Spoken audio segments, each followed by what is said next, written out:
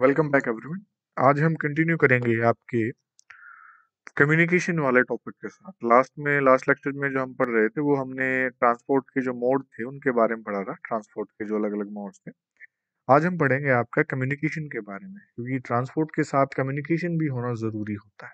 तो communication basically होता क्या है? कम्युनिकेशन होता है आपका एक्सचेंज ऑफ इंफॉर्मेशन। ठीक है। आप एक जगह से बैठकर दूसरी जगह पर, पहले क्या होता था, पहले आपका जो इंफॉर्मेशन किस प्रकार दी जाती थी या जो कम्युनिकेशन किस प्रकार होता था, मनुष्य को खुद ट्रेवल कर कर जाना पड़ता था, किसी पशु पक्षी के द्वारा कम्युनिकेशन होता था। लेकिन आज के समय पर जो हमारे पास कम्युनिकेशन के अलग अलग मीन्स एंड मोड है, टेलीविजन है इंडिया में, जैसे रेडियो है, प्रेस है, फिल्म्स है, अलग अलग बहुत से ऐसे तरीके हैं। इंटरनेट आज की फैसिलिटी हमारे पास हो चुकी है। और जो इंडियन की पोस्टल नेटवर्क है ना, वो लार्जेस्ट है पूरे वर्ल्ड में। जो आपके पोस्टल सेवा होती है, डाक सेवा, वो सबसे बड़ी नेटवर्क है इंडिया का पूरे वर्ल्ड के अंदर। जिसमें जो हैंडल करते हैं, जो पार्सल बड़े उसमें से कोई सामान छोटा मोटा भी भेजा जाता है, या जो पर्सनल रिटर्न कम्युनिकेशन नोट्स होते हैं, छोटे छोटे लेटर होते हैं, चिट्ठियां, वो हैंडल करते हैं। फर्स्ट क्लास मेल जो है आपकी, वो एयरलिफ्टेड की जाती है अलग अलग स्टेशन के बीच में, बहुत लैंड और एयर के बीच में, जमीन से और हवा से दोनों। सेकंड क्लास मेल जो है वो इंक्लूड करती है बुक के पैकेट्स, रजिस्टर्ड न्यूज़पेपर और पीरियोडिकल्स, जो भी चीजें होती हैं वैसी। और ये जो कैरी की जाती है आपकी सरफेस मेल, जो सरफेस पे जो मेल्स आपकी ट्रेवल करती हैं, covering land and water transport. ठीक है, लैंड हो या वाटर के थ्रू इसको ट्रेवल करवाया जाता है।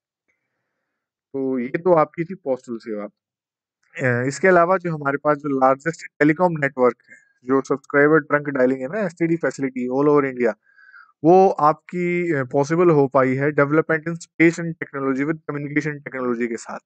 कि कम्युनिकेशन टेक्नोलॉजी के साथ ही वो चीज पॉसिबल हो पाई है आज के समय पर। Subscriber trunk dialing mass communication जो है आपको प्रोवाइड करवाती है एंटरटेनमेंट और अवेयरनेस, लोगों के अंदर जागरूक करती है कि अलग अलग नेशनल प्रोग्राम्स और पॉलिसी जो मास कम्युनिकेशन में, जैसे कि आपके रेडियो आ जाते हैं, टेलीविजन आ जाते हैं, न्यूज़पेपर, मैगजीन या बुक्स या फिल्म्स, जो मास बड़े लेवल पर लोगों को, यानी कि एक बंदा नहीं पढ़ रहा होता है, सुन रहा होता है, इनको बड़े लेवल पर बहुत ज्यादा लोग एक साथ सुनते हैं या पढ़ते हैं इनको। ठीक है। तो इंडिया ने रेडियो चैनल जो आकाशवाणी है, वो ब्रॉडकास्ट करता है variety of programs, national, regional और लोकल लैंग्वेजेस में। ठीक है, जो आपने कभी बार सुना भी होगा आकाशवाणी का नाम। फिर दूरदर्शन आ जाता है, जो नेशनल टेलीविजन चैनल है इंडिया का, जो लार्जेस्ट टेरेस्ट्रियल नेटवर्क है वर्ल्ड के अंदर, इंडिया का जो ये नेटवर्क है दूरदर्शन।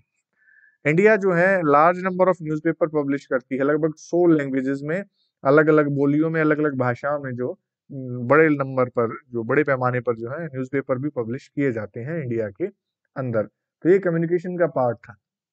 अब आ जाता है इंटरनेशनल ट्रेड का कॉन्सेप्ट हमारे पास। ठीक है। अब कम्युनिकेट हमने कर लिया, ट्रांसपोर्टेशन के मोड हमने पढ़ लिए। अब कम्युनिकेट करके ट्रांसपोर्ट फैसिलिटी अवेलेबल है, कम्युनिकेशन है। अब इंटरनेशनल ट्रेड, ट्रेड में क्या होता है? Exchange of goods among people, states and countries is referred to as trade. यानी कि किसी सामान के बदले, या आज के समय पर जो हमारे पास मुद्रा है, पैसा है, तो उस धन के बदले या किसी सामान के बदले एक्सचेंज करना, गुड्स सामान को आपस में, लोगों के बीच में या दो स्टेट्स के बीच में या कंट्रीज के बीच में, उसको ट्रेड कहा जाता है, व्यापार कहा जाता है। तो ट्रेड जो दो देशों के बीच में किया जाएगा उसको कहा जाएगा इंटरनेशनल ट्रेड। दो देशों के बीच जो व्यापार होगा वो इंटरनेशनल ट्रेड होगा। ठीक है। इसको जो है एक कंट्री के लिए जो इकोनॉमिक बैरोमीटर कहा जाता है कंट्री का, यानी कि इकोनॉमी कितनी ग्रो करती है, कितनी नहीं करती है, वो आप उसके इंटरनेशनल ट्रेड को देखकर पता लगा सकते हैं। और जो बैलेंस ऑफ ट्रेड होता है किसी भी कंट्री का, वो उसके एक्सपोर्ट और इंपोर्ट के बीच में डिपेंड करता है। डिफरेंस उसका, एक्सपोर्ट कितना माल बाहर जाता है, कितना माल बाहर से अंदर आता है देश में, तो बैलेंस ऑफ ट्रेड उसके ऊपर, एक्सपोर्ट और इंपोर्ट के ऊपर डिपेंड करता है। और जो वैल्यू एक्सपोर्ट की, जब एक्सपोर्ट की वैल्यू एक्सीड कर जाती है वैल्यू ऑफ इंपोर्ट्स के मुकाबले, तो उसको फेवरेबल बैलेंस ऑफ ट्रेड कहा जाएगा। यानी कि सामान आप बाहर से कम मंगवा रहे हैं, बल्कि भेज ज्यादा रहे हैं, तो आपकी फेवरेबल बैलेंस ट्रेड है, क्योंकि आपको प्रॉफिट ज्यादा हो रहा है, बाहर ज्यादा माल बेचते हैं तो आप। और अगर वैल्यू जो इंपोर्ट की एक्सीड हो जाती है एक्सपोर्ट के मुकाबले, यानी कि आप बाहर से मंगवा ज्यादा रहे हैं, भेज कम रहे हैं, तो अनफेवरेबल बैलेंस ऑफ ट्रेड हो जाता है। अनफेवरेबल कैसे हो जाता है? क्योंकि जब आप बाहर भेजते हैं तो आपके पास ज्यादा पैसा आता है, लेकिन जब बाहर से मंगवाते हैं तो आपको ज़्यादा पैसा खर्च करना पड़ता है, तो आपकी इकोनॉमी के ऊपर असर पड़ता है। ठीक है? तो इंटरनेशनल ट्रेड इस तरीके से फेवरेबल और नॉन फेवरेबल अनफेवरेबल आपके लिए हो जाता है। अब जो कमोडिटीज एक्सपोर्ट की जाती हैं इंडिया से दूसरी कंट्रीज में, उसके अंदर हम इंक्लूड करते हैं जो जेम्स और ज्वेलरीज होते हैं, रत्न और आभूषण, केमिकल्स हैं, केमिकल्स और उससे रिलेटेड प्रोडक्ट्स हैं, एग्रीकल्चर और उसके अलाइड प्रोडक्ट्स हैं। ठीक है? एग्रीकल्चर के द्वारा जो प्रोडक्ट तैयार किए जाते हैं वो चीजें। और जो कमोडिटीज इंपोर्ट की जाती हैं इंडिया के अंदर, उसके अंदर है भाई पेट्रोलियम, जो क्रूड और प्रोडक्ट्स, ठीक है, पेट्रोलियम ऑयल वगैरह, और जेम्स और ज्वेलरीज भी ट्रांसपोर्ट इंपोर्ट की जाती है इंडिया में बाहर से, केमिकल और उससे रिलेटेड प्रोडक्ट्स भी, base metals, electronic items, machinery, agriculture और अलाइड प्रोडक्ट्स हम भेजते बाहर हैं कुछ, तो कुछ टाइप का बाहर से मंगवाते भी हैं। ठीक है? तो ये ट्रेड हमारा जो है लगभग चलता रहता है, दूसरे कंट्रीज के साथ व्यापार जो है हमारा चलता रहता है। अब इसमें लास्ट टॉपिक जो इस चैप्टर के अंदर आता है वो आता है आपका टूरिज्म एज ए ट्रेड। तो more than 15 million people are directly engage in the tourism industry. India के अंदर जो है लगभग 15 मिलियन लोग डायरेक्ट या इनडायरेक्ट जो है, एक जो आपका टूरिज्म एक ट्रेड के रूप में उभर कर सामने आता है, एक टूरिज्म एक इंडस्ट्री हो जाती है, तो उसमें जो 15 मिलियन लोग डायरेक्ट या इनडायरेक्ट रूप से इन्वॉल्व होते हैं। कैसे? टूरिज्म क्या होता है? टूरिज्म जो घूमने फिरने का स्थान होता है, तो उसमें आप किसी जगह पर जो घूमने जाते हैं ना, तो घूमने जाने से के लिए आप जाते जाते समय आप देखिए, नोटिस करिए कि आप जब किसी जगह के लिए निकलते हैं तो जिस जगह से निकलेंगे, तो वहां से और उस जगह पर पहुंचने तक जो आप ट्रांसपोर्ट लेंगे, तो ट्रांसपोर्ट रास्ते में कहीं खाए पिएंगे, तो वो इंडस्ट्री डेवलप हो रही है, वो लोग इसमें इन्वॉल्व हैं। फिर जहां पर आप घूमने जाते हैं जिस लोकेशन पर, वहां पर आपको रहने के लिए होटल चाहिए, खाने के लिए होटल चाहिए। ठीक है? घूमने फिरने के लिए जो कोई ट्रांसपोर्ट फैसिलिटी वहां की अवेलेबल करवानी पड़ती है, कोई गाइड चाहिए वहां पर आपको उस एरिया के बारे में नॉलेज देने के लिए। ठीक है? तो ये गाइड हो गया, और उसके बाद जो है वहां पर क्या नाम है ये आपका,